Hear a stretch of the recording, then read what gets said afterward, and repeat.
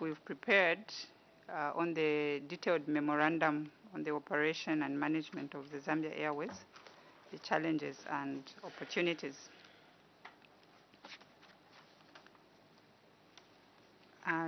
Chair, the objective of this memorandum is to address the key areas that relate to air transport. We'll look at the adequacy of the policy and legal framework governing the operations and management of Zambia Airways, the benefits of a national airline in Zambia. We'll look at the short-term mechanism put in place to ensure profitability of the airline, and also the challenges faced by Zambia Airways and opportunities in its operations.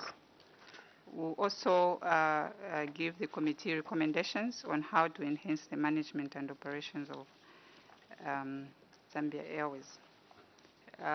Chair, I'll just highlight the key items in the paper,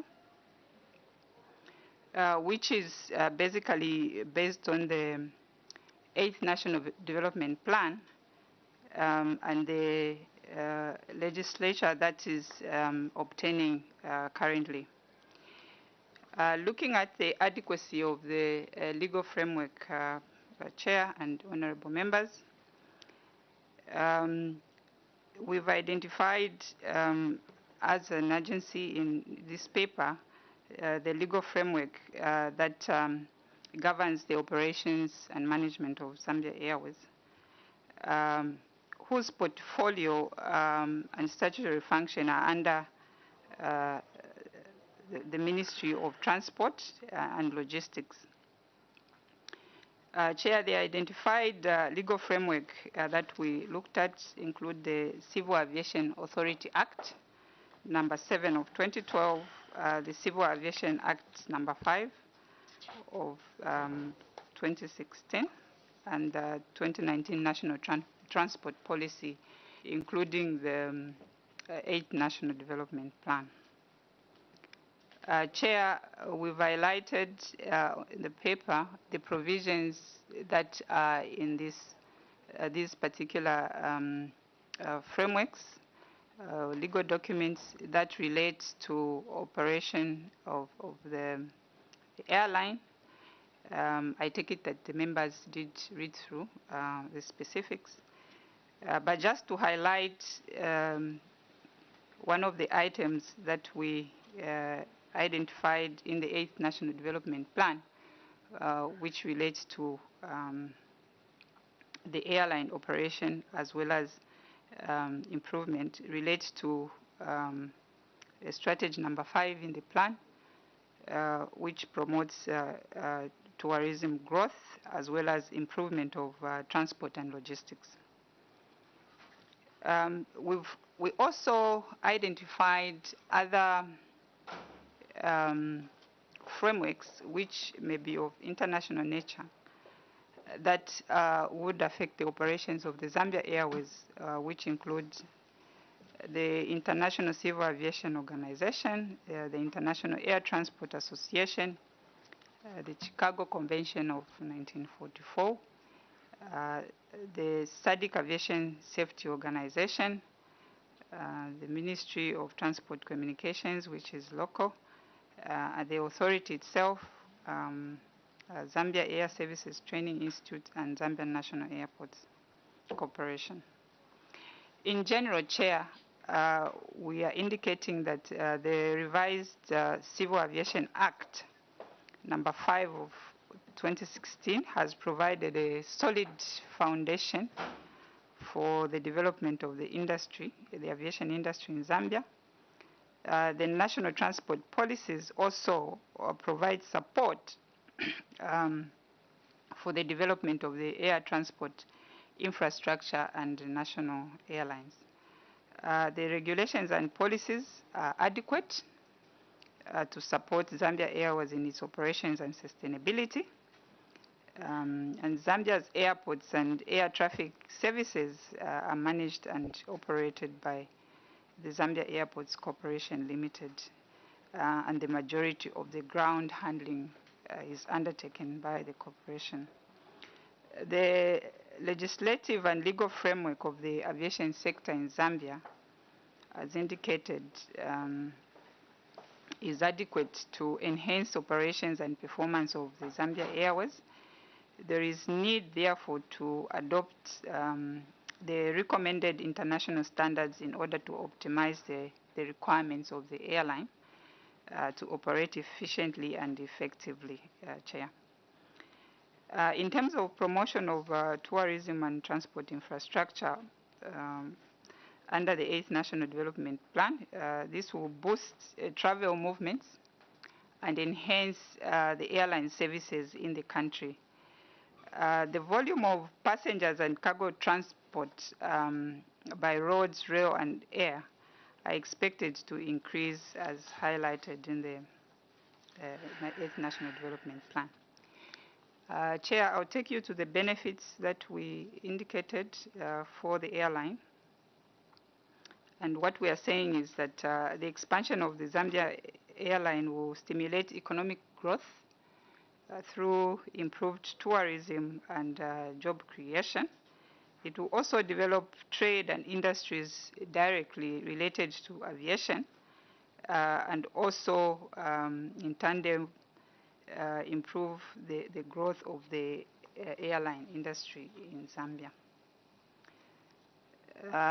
Like I indicated earlier, the induced benefits and impacts would be the indirect jobs that will be created or that are created in other sectors such as the retail outlets and other consumer goods producers and service industries such as telecommunications, banks, and lodging, Chair. The other benefits that we identified include trade facilitation by increasing our reach within the global business community and also quick and convenient ways to get products to the desired destinations. Also to provide the quickest and safest mode of transport. The short and long-term mechanism in place to ensure profitability of Zambia Airways, the RDA is indicating that two items existing to ensure profitability of Zambia Airways include the joint association of the airline with the Ethiopian airline, which has partnered with Zambia in operating. The Ethiopian Airlines has been operating for many years profitably, and it will be beneficial for Zambia Airways in this partnership for sustainability of the airline and growth. Also, the employment of professional management experts is necessary for the success and profitability. Some of the challenges and opportunities we identified envelope to roll out infrastructure projects that range from access roads to airports and associated infrastructure. This is a pressing problem which requires government's continued investment and also looking at other mechanisms of funding, such as exploring the public-private partnerships. The other challenge identified include the high operating costs due to high fuel prices. This mainly affects the airline and other private airlines in the country. Also, lack of support infrastructure, like I indicated earlier, like roads, information and communication technology, airports, and rail infrastructure also is a challenge in us being able to exploit the potential and operation of the airline. The local market, as a result of the population size, and mostly in our towns in Zambia, may affect the airline in terms of operation due to probably the volumes that the airline may have to undertake, especially when it relates to domestic flights within the country. Also, the systems, in terms of management systems within government, may be bureaucratic, and that may affect competitiveness and also the efficiency of the airline. The lack of integrated transport planning, which I think I touched on, where I would give an example where the Ndola Airport was done and completed. And after it was completed, that's when RDA was requested to quickly come in and be able to provide road access, and we had not budgeted for the activity. So that only shows the lack of integrated planning in the development of infrastructure that relates to the operation of airlines in the country. The other aspect we looked at was a poor built environment, cities and towns, where the natural environment and ecosystem are under threat on account of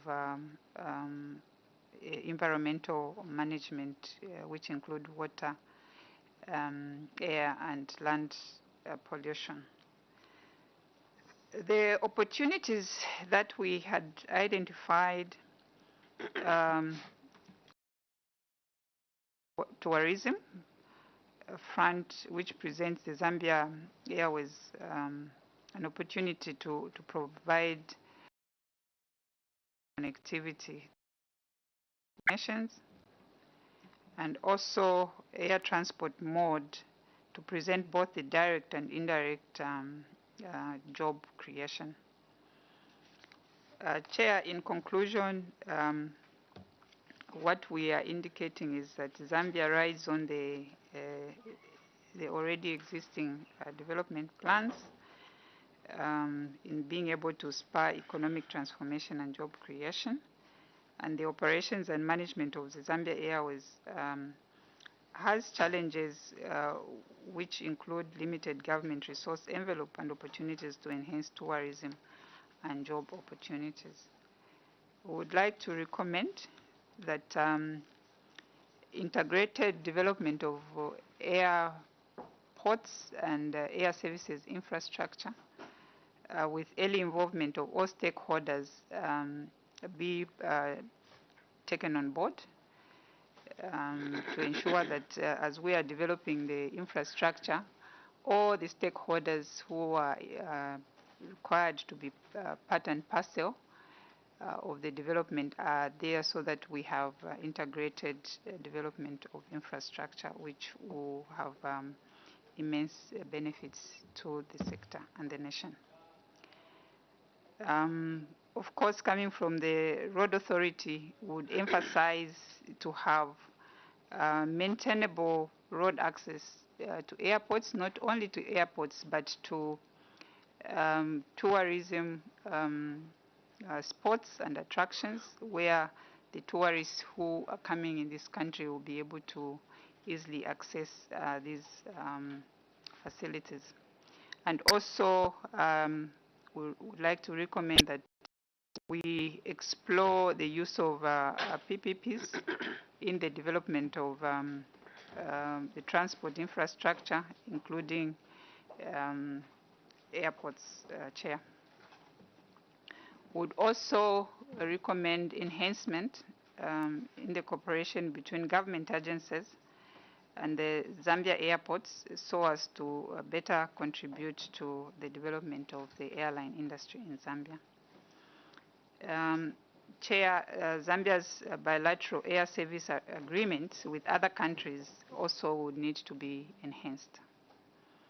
And to continue with the development of air transport infrastructure as outlined in the existing policies, and also to foster the projected aviation growth as outlined.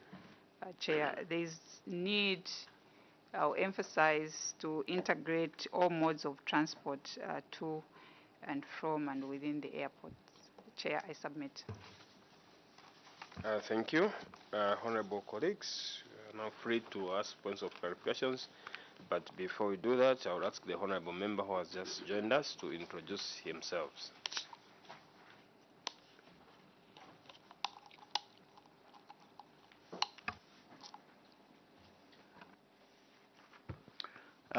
Thank you, Chair. Sorry for coming late. I didn't have fuel. Yesterday I looked for fuel. I couldn't find it, but this morning I did. My name is Newton Samakai, Member of Parliament for Mwinlunga constituency in the Northwestern Province, and I'm a member of this committee. Thank you. Honorable colleagues, the floor is open for points of clarifications. We'll start with Honorable Sande Chanda, the Vice Chair, and then Honorable Dr. Taulo Chewe. Thank you so much, Chair, and thank you, witness, for that submission. Firstly, I think I'm very impressed with the introduction, of your memoranda. If you allow me to quote, I think what interests me the most, it says, "A dark cloud fell on employees of Zambia Airways and the nation as a whole when the national airline, which created almost 2,000 direct jobs as well as numerous indirect jobs, was liquidated in 1994. Several travel agencies closed, suppliers and contractors also lost business opportunities, while the horticulture industry, which exported over 125,000 tons of cargo to the Netherlands and other European countries, was also affected, with the industry only exporting under 20,000 tons currently. Zambia Airways was only re-established during the period 2018 to 2019. Only foreign airlines, including Emirates, Ethiopian Airlines, Kenyan Airways, South African Airlink, Rwanda Air, FastJet, South African Airways, and ProFlight are providing air freight services to the majority of Zambia's international passenger and cargo air traffic prior to the re-establishment of the Zambia Airways. My question, witness, is that the old Zambia Airways had citizens in the driver's seat, and the new arrangement has Ethiopians in the driver's seat. We know that the almost 2,000 direct jobs alluded to, the engineers, the pilots from the old Zambian Airways, were scattered all across the globe. This expertise still exists one or another.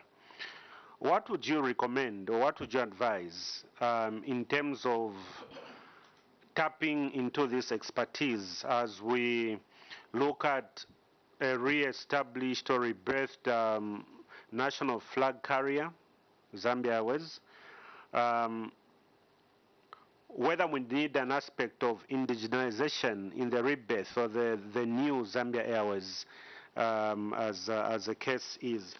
Chair, with your permission, maybe a rider would be, again, to the witness that you speak to the adequacy of the policy and legal framework governing the operations and management of Zambia Airways.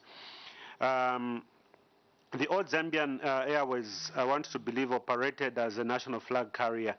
And I want to believe there could have been an act of parliament to that effect. The current Zambia Airways operates as a private business. Would it be, what would be your recommendation with regard to having a law or an act of parliament to anchor and protect the operations of Zambia Airways? Lastly, the question would be whether you would support preferential treatment towards Zambia Airways for it to thrive and succeed in the industry. Chair, I submit.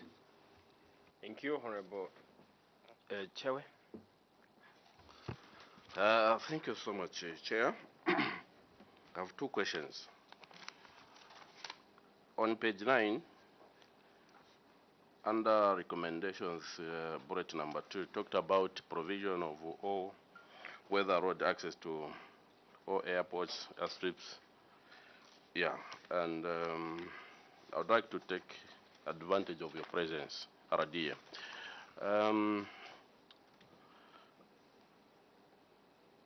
As it is as a recommendation, I would like to find out most of the roads, not only those that are leading to the airport, they are not standing for the stipulated time that the majority of the Zambians are expect. What is leading to this kind of, for lack of better term, not visit roads to rust for a period of time that we should expect? Then in the second question is on page 5, benefits of national airline.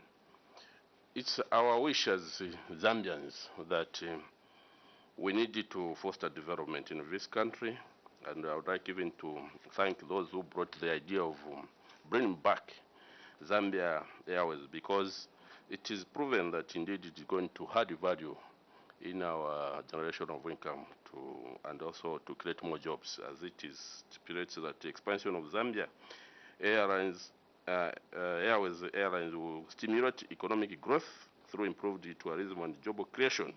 Improved national airline will improve the tourism, trade, commerce of the country and employment opportunities, especially for the youngsters who are in need of employment.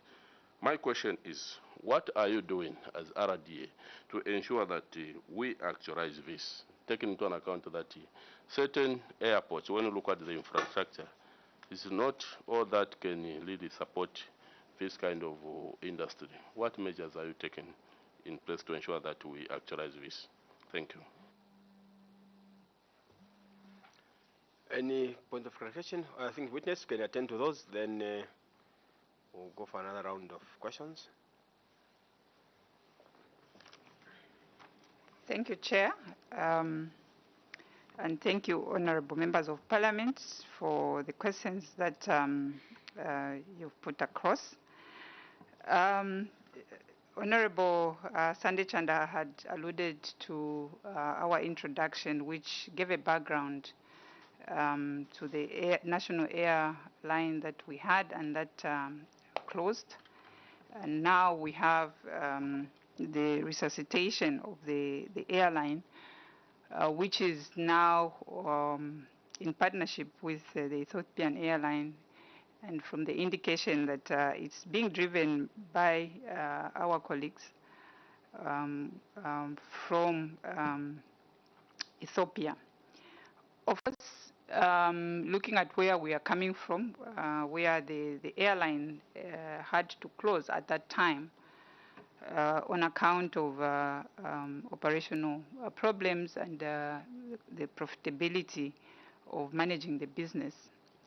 And we've not had an airline operating for quite a long period of time, where we had lost the experience that we had gained and the expertise that we had for us to be able to recapitalize and commence with the industry. And over the years, you appreciate that the industry has evolved, and for us to be able to compete favorably with the other airlines that have been operating efficiently, would need to have a starting point where we have a footing to be able to compete with the airlines like Emirates that are also coming to Zambia and operating here.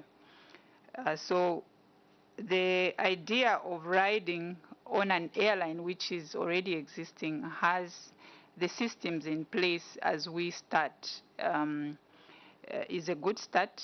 And then we could look at how the agreements are in us going forward, so that when we tap into the expertise, the systems, then we can look at probably being able to have more indigenous presence in the whole agreement.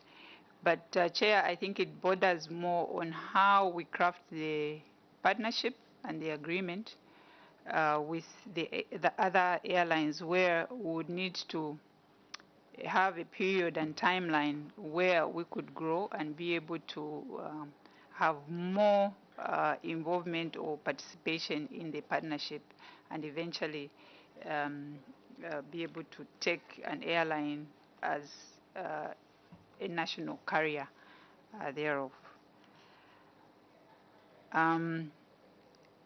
I would marry this presentation or response to the second question, which was relating to the legal framework that will support a national carrier.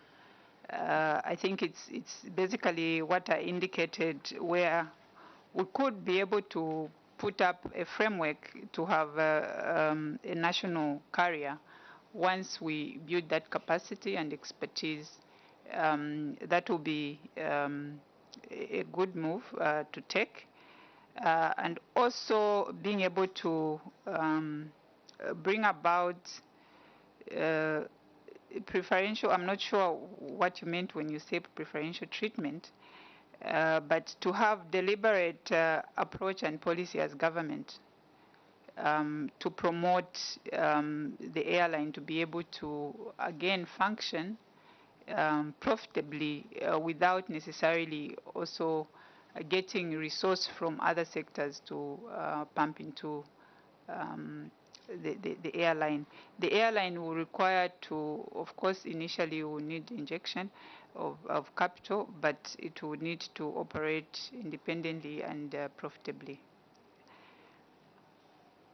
I would come to the questions raised by Honorable Chewe on the provision of all-weather roads, relating to the quality probably of the infrastructure, and also what we are doing as RDA in looking at infrastructure leading to airports and tourist attractions.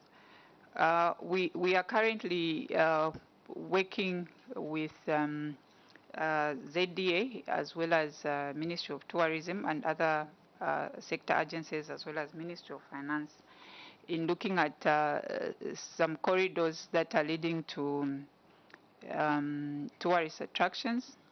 We have the Northern Circuit and the Western Circuit. In the Western Circuit, we are looking at doing 100 kilometers of feeder roads. That's in the Liuwa National Park. We've already started working on the studies to do the designs for the same in this budget for this year. And also on the Northern Circuit, we are looking at the Porokoso Kasaba Bay road project, including some bridge infrastructure on the Lufubu Bridge. We've commenced with procurement of a consultant to undertake the design, and then we'll love to do the actual works hopefully by 2024. We are doing this in line with the national plans and also Ministry of Tourism in terms of promoting the Northern Circuit and the Western Circuit. On the quality of infrastructure, this is quite an interesting topic, which we have received in terms of feedback from the road users, and we've seen that some of the roads maybe not be saving up to the design period, and we start seeing some failures on the roads. We are looking at this very actively as the road agency. We've engaged all the key stakeholders that we work with, that is the consultants and the contractors. As of yesterday, we had an engagement with the Association of Consulting Engineers and the Engineering Institution of Zambia, where we are looking at this particular aspect, and we are looking at the consideration of more or less taking into account the consultants, contractors who we are working with on certain projects, and we've had failures coming up before the design period. We're looking at having punitive measures taken against these consultants and contractors. This is in an effort to ensure that we improve what we do going forward in terms of giving quality infrastructure in terms of roads to the road users. We are also working with NCC, National Council for Construction, to look at how best we can be able to deal with this issue as an industry to enhance quality on our roads in terms of construction. Chair, I submit. Honorable colleagues,